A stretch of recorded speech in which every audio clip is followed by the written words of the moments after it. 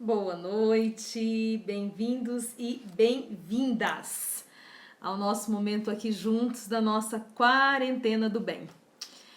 E aí, como foi a sua quinta-feira? Fala aí, Márcia, bem-vinda, minha cara. Keller, muito bem-vinda. Anley Marcelo, Débora, mamãe do Gustavo e Anthony, bem-vindos, bem-vindas. Keller me dando oi aqui, me falando boa noite. Boa noite, minha cara. Então, estamos aqui começando a nossa quarentena do bem.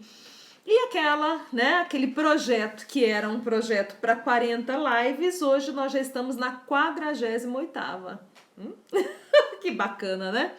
48º encontro nosso aqui.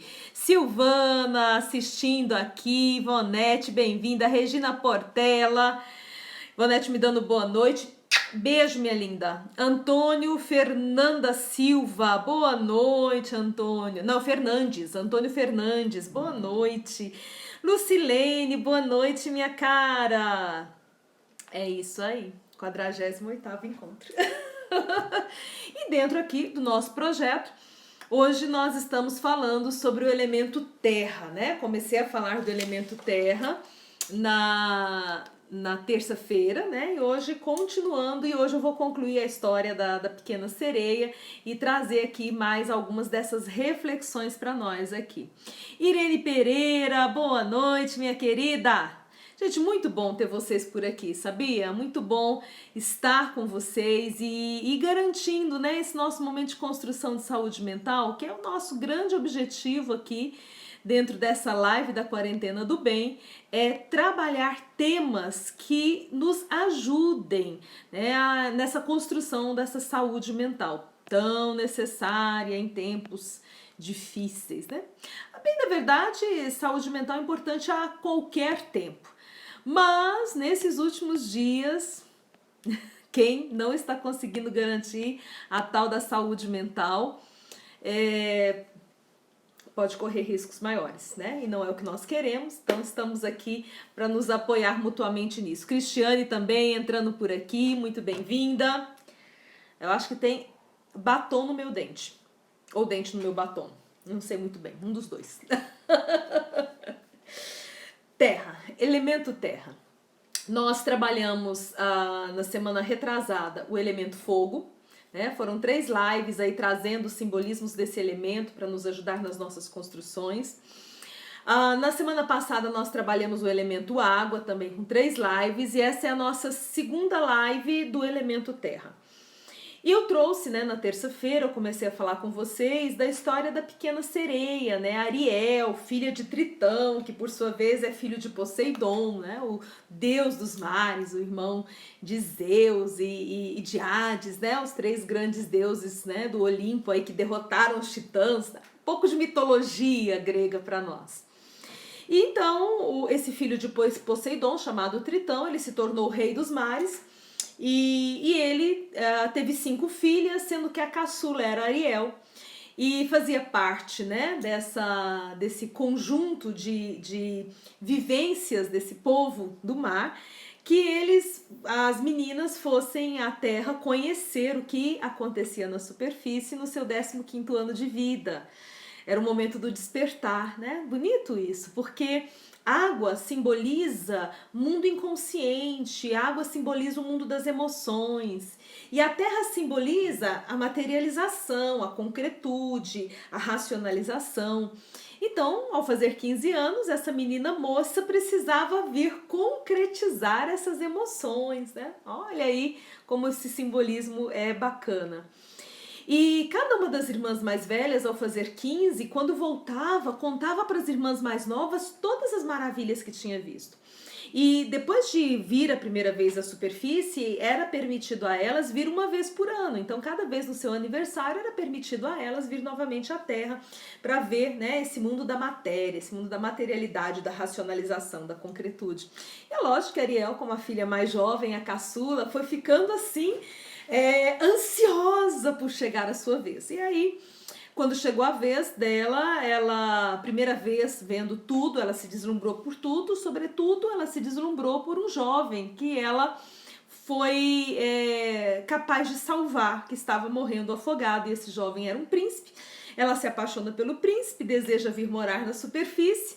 Ela pergunta para a avó qual é a diferença entre humanos e sereias. E a avó diz que a diferença é que sereias vivem muito, humanos vivem pouco. Porém, humanos quando morrem, o corpo, não morre o espírito, eles têm um espírito eterno que vai morar numa outra dimensão. Sereias, quando morrem, se tornam espuma do mar, não tem esse espírito eterno. E Ariel se encanta por isso e quer porque quer. Ela quer porque quer essa experiência aí, né? E desejando isso, a Ariel, então, ela vai procurar uma bruxa para dar a ela uma poção que a possa ajudar a ter o que ela mais deseja.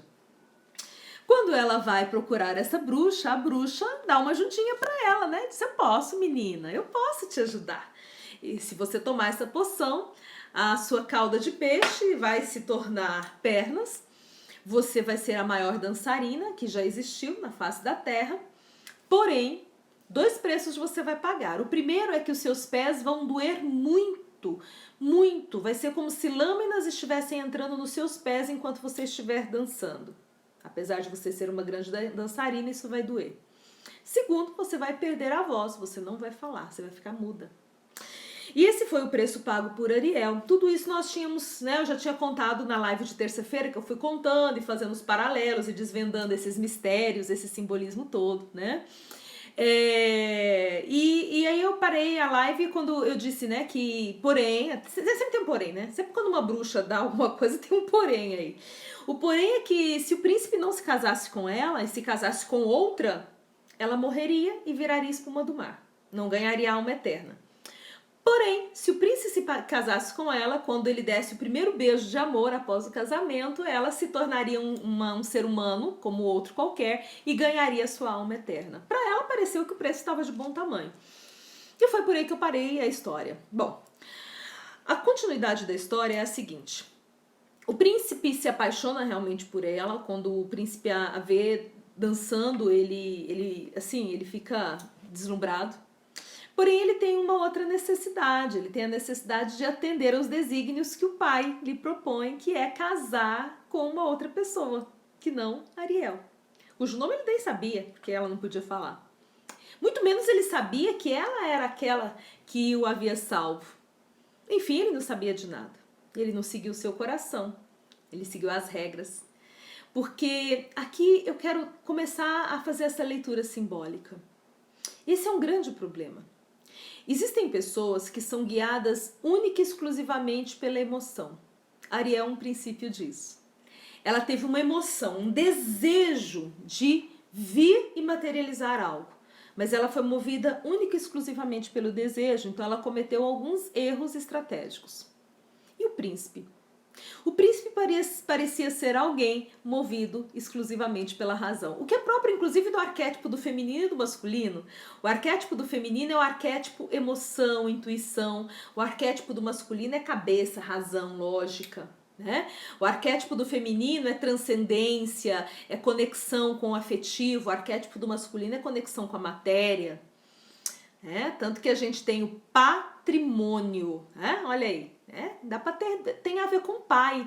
E a gente tem o matrimônio, mãe, tem a ver com a mãe, né? A coisa da energia feminina na constituição de laços que geram uma família, matrimônio. E a energia masculina na construção de conquista de bens, patrimônio. Já tinham pensado sobre isso? Bacana.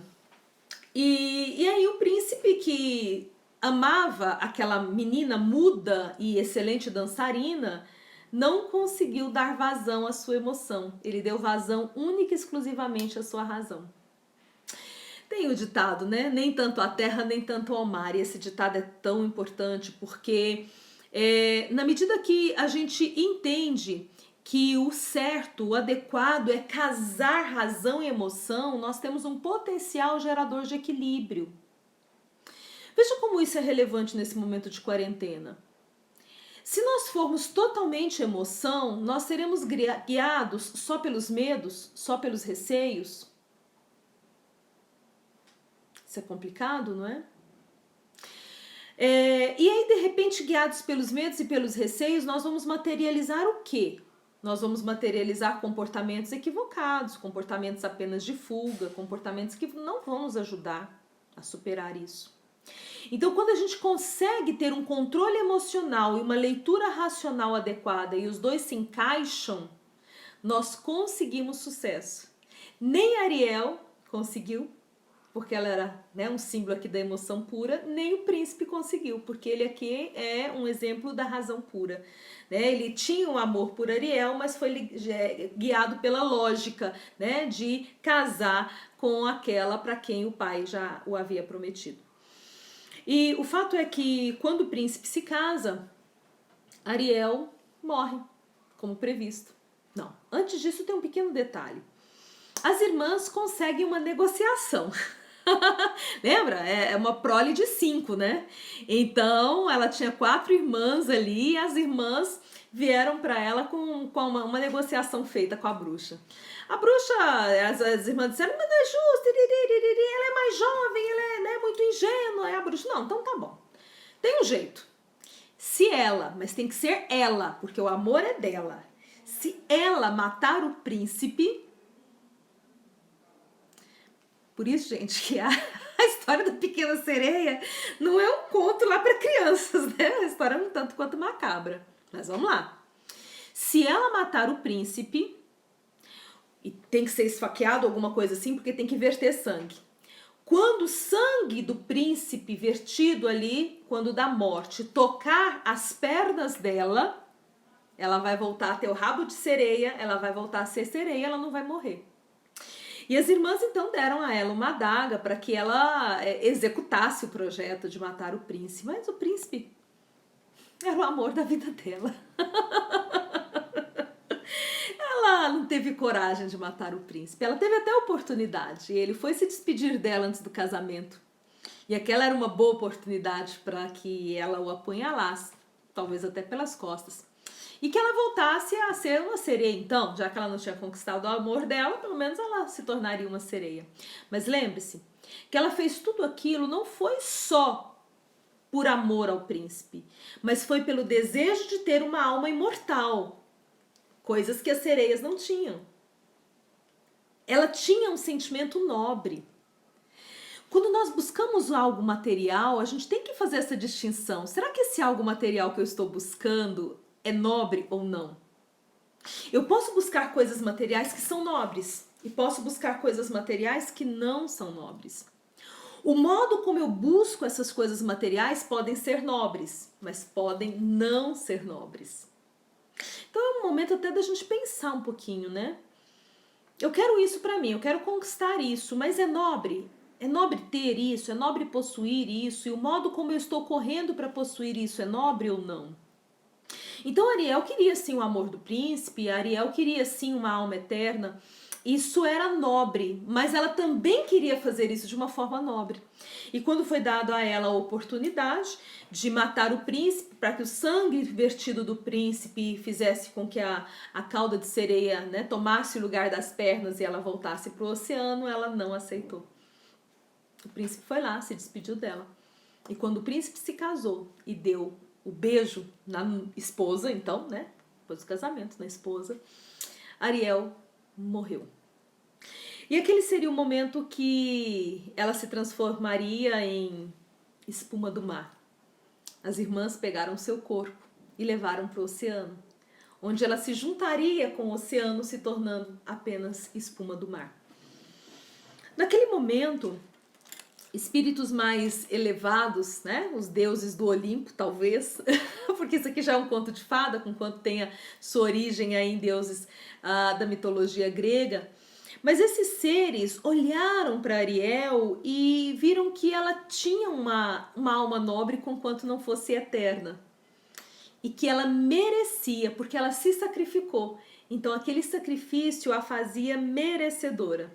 Então, por sua dedicação, na busca de uma alma eterna, eles a presentearam com essa alma eterna. E ao invés dela virar espuma do mar, ela se tornou um espírito vivente num outro plano, numa outra dimensão.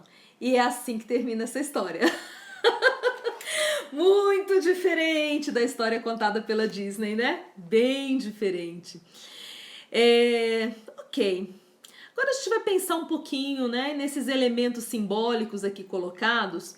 Só dando um oizinho aqui pro pessoal. Olha só quanta gente aqui. Hoje eu não vou nem ler o nome de todo mundo, não. Vou só dando um oizinho aqui. Que bacana, gente. Muito feliz com cada um. Vilma, não posso deixar de dizer quanto tempo, Vilma Clautino, linda. Quanto tempo a gente não se encontra, minha querida. Beijo no coração. Hoje eu me propus a fazer a live sem ler muito dos comentários agora, mas tem gente que gostou mais dessa versão. Tem gente que não conhecia. Essa é a versão original.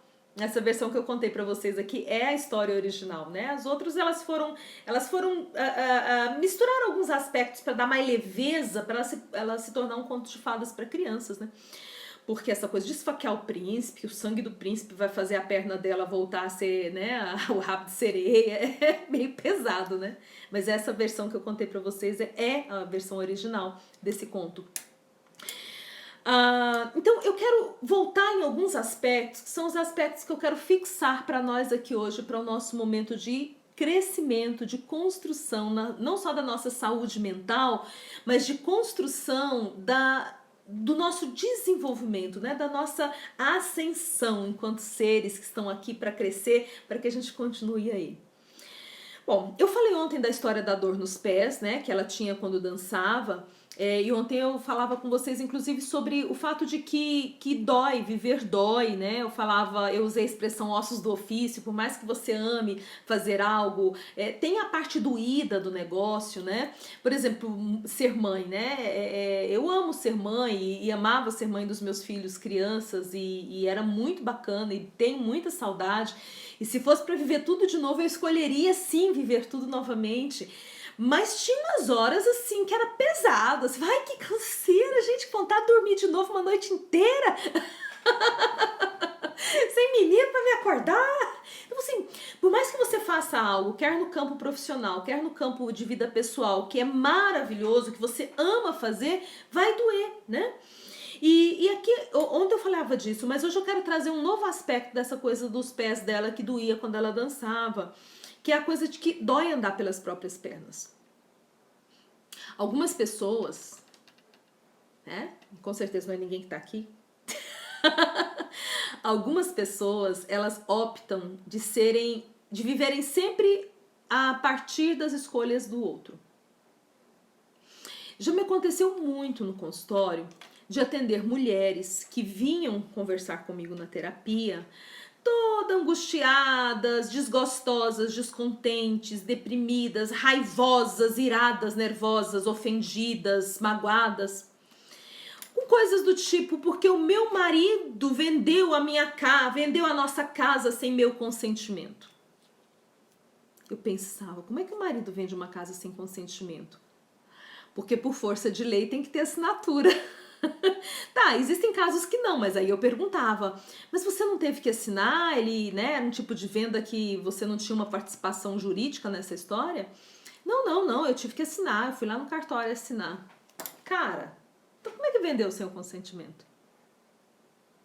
Outras mulheres diziam, porque eu tinha uma carreira de sucesso, se eu tivesse seguido a minha carreira, hoje eu teria isso. E o meu marido? E aí eu não trabalho mais. Gente, como é que foi? Ele bateu lá na porta do seu patrão, lá do seu chefe, do seu departamento, ele assinou o seu pedido de demissão, como é que é isso? Eu já escutei isso muito nessa relação de mãe, de mulher, de esposa e marido, né? Mas eu já escutei isso muito também na relação de filhos e pais, do tipo, porque o meu pai não me deu essa oportunidade, porque eu queria ter feito uma faculdade em tal lugar, meu pai não me deixou sair de casa, meu pai não pagou isso pra mim, meu pai não deu aquilo pra mim. Silvana disse, que coisa, não? Que coisa, não, Silvana? Exatamente. Então, existe uma grande parcela de pessoas, E aí eu brinquei, né? Tem certeza que elas não estão aqui? Que cada um pega a carapuça e enfia onde serve, né? Mas pode ser que essa carapuça realmente não seja sua.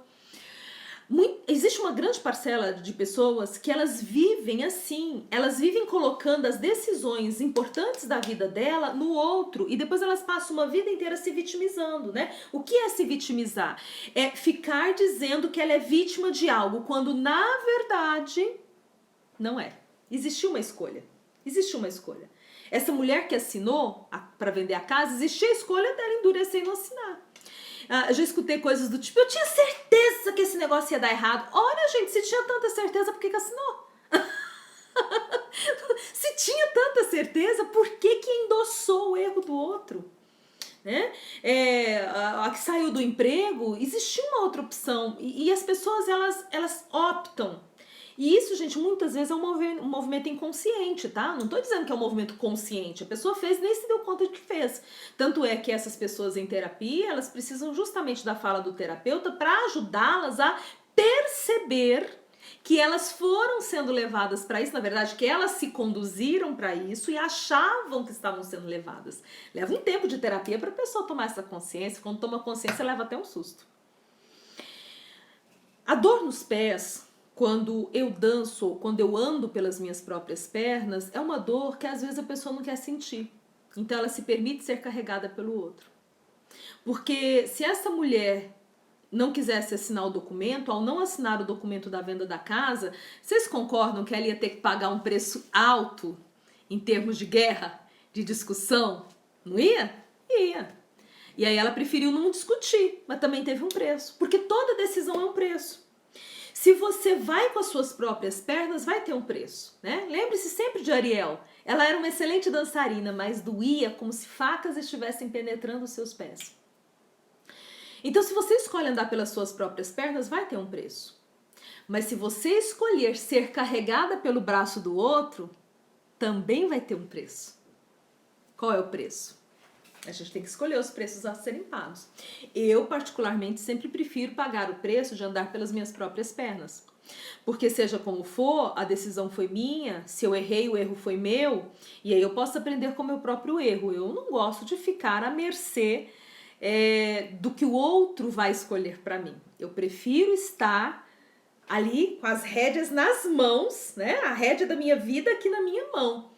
Né? Mas é isso, algumas pessoas não querem sentir a dor de andar com as próprias pernas, mas pagam o preço de andarem com a perna do outro. Um segundo preço que a bruxa disse que Ariel teria que pagar é o de perder a voz. E aqui também a gente precisa analisar esse símbolo, né? Essa história aqui da pequena sereia nos traz um elemento simbólico interessante para a nossa análise. Porque o perder a voz é o perder a capacidade de falar o que eu quero. Tudo bem, Ariel era a filha mais jovem, Ariel era uma adolescente. Lembre-se que elas viam a terra aos 15 e foi ali que ela se apaixonou e já foi atrás de conseguir o feito dela. Então ela era apenas uma adolescentezinha de 15 anos. E olha que 15 é muito jovem para sereia, porque sereia diz que vive mais de 1000. É muito jovem.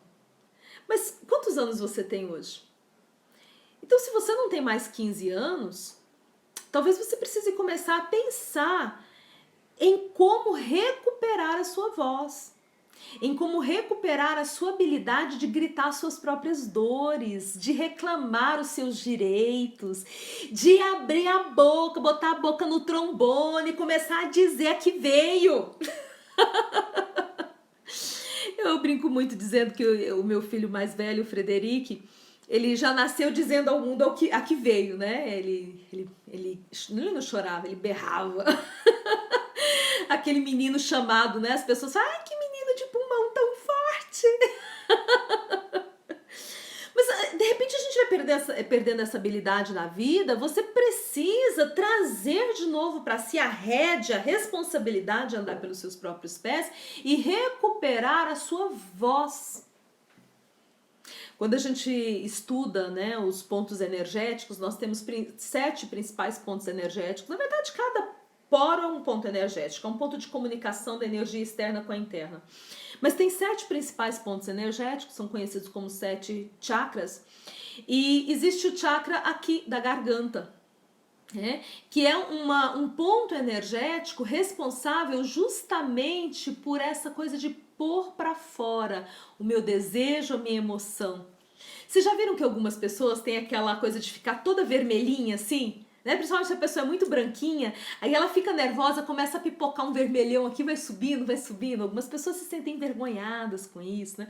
Já tive gente que veio fazer terapia porque ficava tão envergonhada, começou a parar de conversar, para que as pessoas não vissem o vermelho. Tinha gente que andava com aquelas golas altas, né? Mesmo em calor, né? Enfim, tem que fazer as pazes com o corpo, né?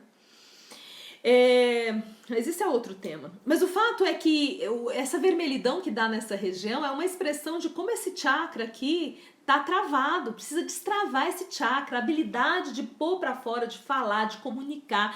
Você precisa resgatar a sua voz. Porque sem voz, ó, se a Ariel tivesse voz, ela tinha dito pro príncipe, né? Ela tinha dito, fui eu que te salvei, eu te amo, eu quero casar com você, eu vim pra cá pra poder me tornar uma humana como você. Se ela tivesse voz, tinha dito tudo isso pro príncipe. Gente, quantas vezes o príncipe passa na vida da gente e a gente não diz, né? Quando a gente fala da Ariel e do príncipe, a gente está pensando no relacionamento amoroso, né? Nesse amor entre um homem e uma mulher, dois seres que se amam, esse amor romântico.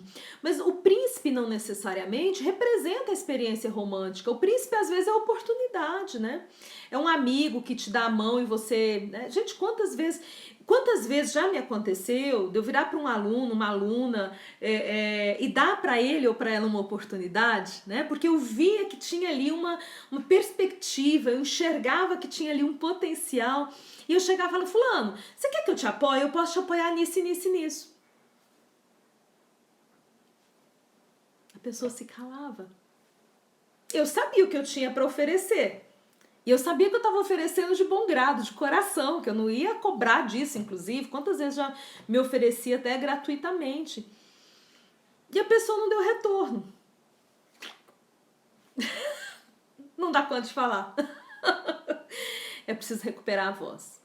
É preciso recuperar a voz para reclamar, para chorar, para reivindicar.